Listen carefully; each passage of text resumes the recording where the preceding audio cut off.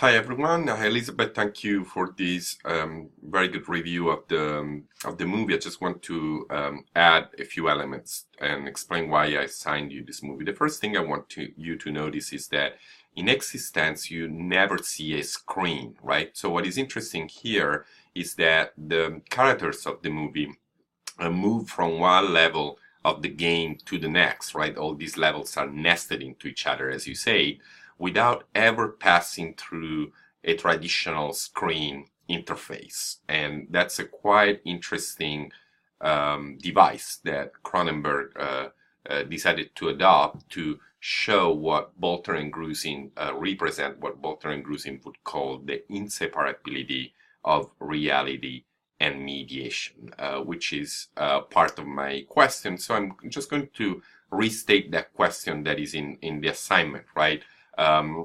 Whether the logic of transparent immediacy, which is part of the logic of remediation, can be understood as the inseparability of reality and mediation, or more as the hyperreality or the simulation of Jean Baudrillard.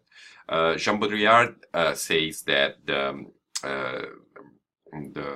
simulation is anti-real, that simulation, as the simulation of the game in this case, has absorbed, has swallowed reality, and it actively works against reality. It subverts reality.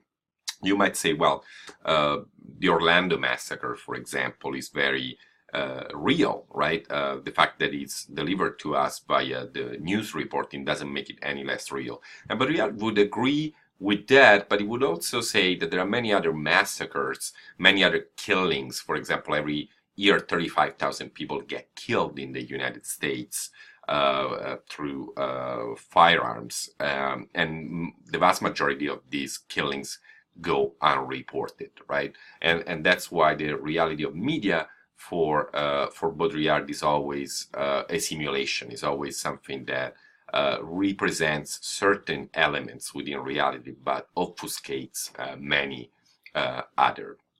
And so my question here is really to go back through the question of the assignment via the screening of eXistenZ, right?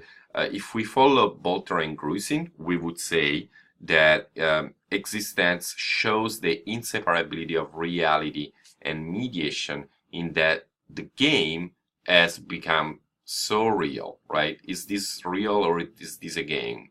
It doesn't matter. It's real. It's like you're playing a game. It is no less real than any other thing you do in your life. You're playing the game in that moment. You're playing. You are in a certain environment. You're interacting with certain characters. There is a materiality to this environment or to the technologies that represent this environment.